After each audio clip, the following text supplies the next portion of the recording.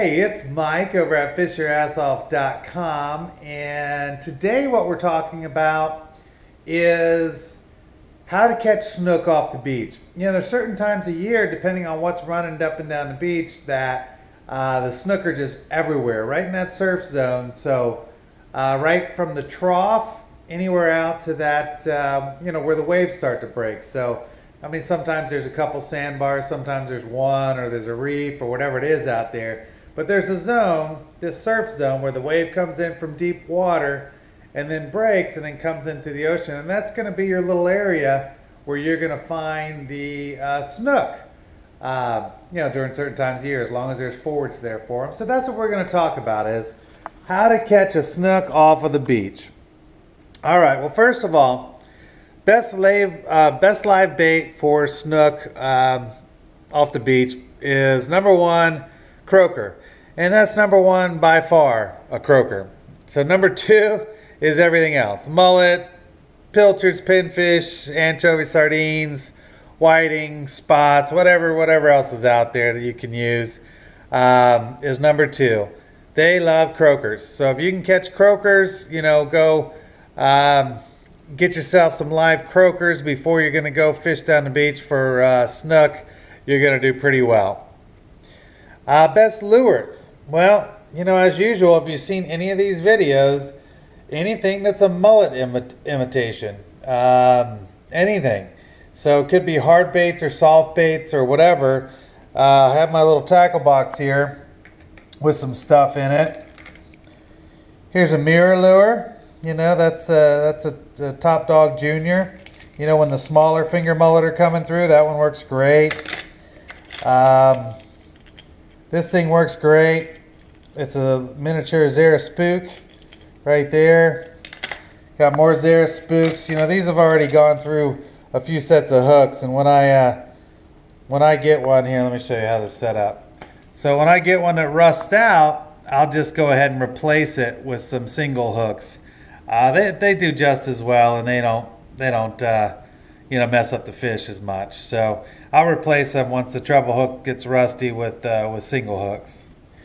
But all right, and here when the mullet are a little bit bigger, this is called a super spook. So it's just a little bit longer than the other Zara spooks and such. But this is a great. This is a snook catching machine right here. This one is. What else we got in here? It depends on what's running. If it's a bunch of little pilchards or little sardines, I might use something small like this. You match the hatch as closely as you can, but I've noticed that even if it's a bunch of say it's pilchards or something running through, they'll still hit something like this. It's more size than shape for them. So if you have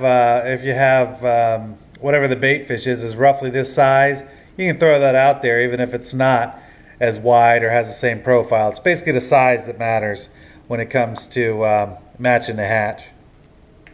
But all right, and let's go ahead and look at his jigs. So, feather jigs.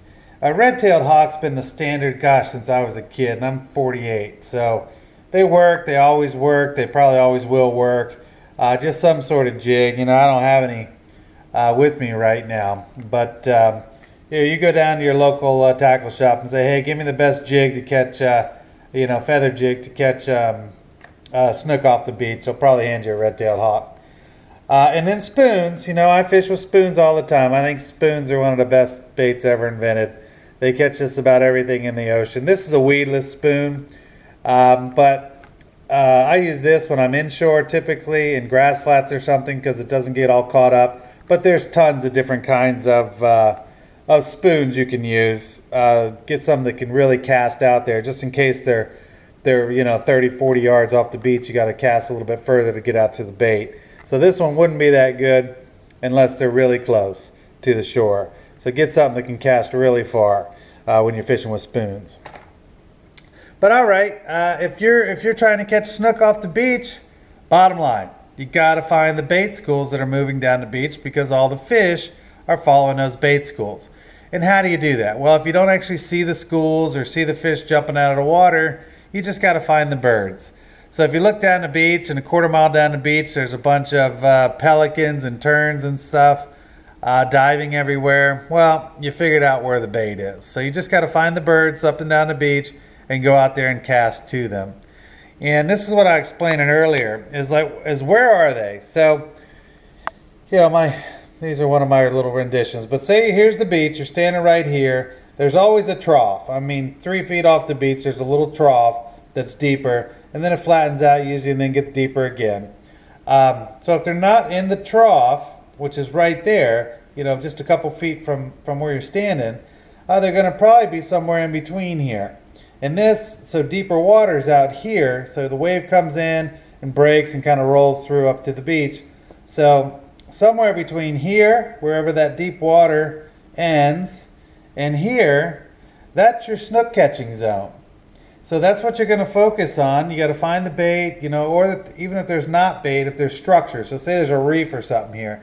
Well, that's where you want to cast to. You want any sort of structure that's in here that's going to be a reef or big rock or even just one big coral head, you know, something like that can hold fish when you're looking for snook.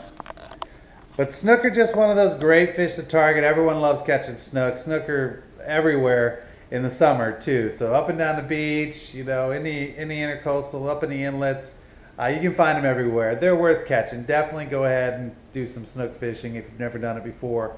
They're real good to eat too, but you got to check the rules because they change, you know, the lengths change and all kinds of stuff. They're very particular about protecting this species, so make sure you have the right season and the right length of fish before you decide to keep any. And you can find all that information right on our website. It's www.fishyourassoff.com. There's a how-to section, a where-to section, a what-to section. All those fishing regulations are on there. Whatever it is you need to know, you can find it right there. But I think that's about it for today. So until next time, we'll see you then. All right, bye-bye.